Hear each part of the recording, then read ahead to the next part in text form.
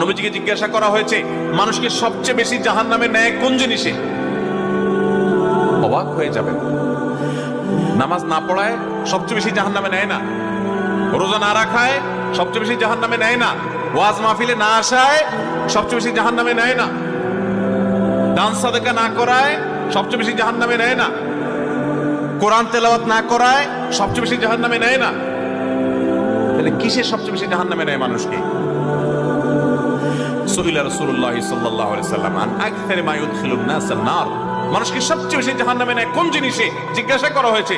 নবীজি বলেছেন দুই জিনিস, আল ফামু ওয়াল ফারাজ, মানুষের জিহ্বা, মুখ এবং লজ্জাস্থান, এই দুইটা অঙ্গ মানুষকে সবচেয়ে বেশি জাহান্নামে নিয়ে যায়।